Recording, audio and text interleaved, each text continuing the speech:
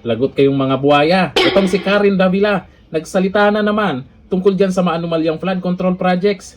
Nakaraan, nag-viral yung wish niya na kung saan merong nasampulan. Ito, ayon sa post ng Showbiz Philippines Daily News, Karen Davila, ang sabi niya, huwag kalimutan ang flood control.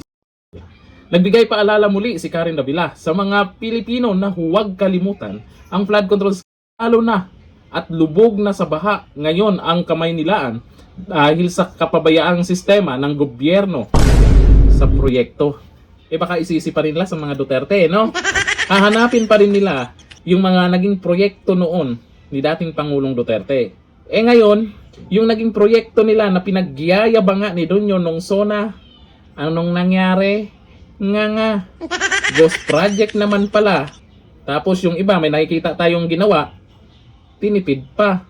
Ito sabi ni Karen Davila, huwag kalimutan ang flood control.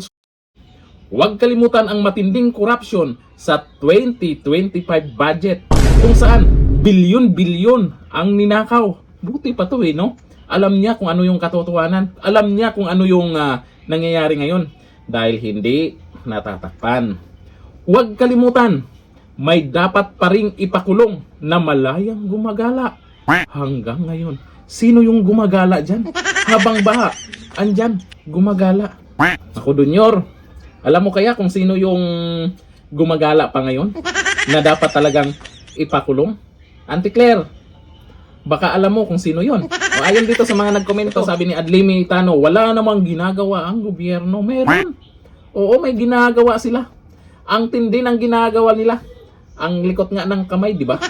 Sabi ni Cindy Andos, move on daw, sabi ni Tuplok. Ito naman kasi si Tulpo move on daw. Nga naman, isa din siya sa nabanggit dyan. Sabi ni Marijon Bulador, ma'am, kakasabi lang po ni Erwin Tulpo na mag-move on na daw po. Sabi ni Joseph Pasqua, buti pa si Karen Davila alam na gumagala pa ang mga magnanakaw. Alam na po ng karamihan kung sino-sino ang magnanakaw na yan. Yun nga lang, kung sino yung nagbulgar at lumaban sa mga korap na politiko na to, sila pa yung nakasuhan at nangyari, may nakulong pa. Kasi doon sa sinasabing mapapakulong si Tamba, magpapasko na lang. Malamang, magpaparty-party pa ang mga yan. Ganito lang, thank you.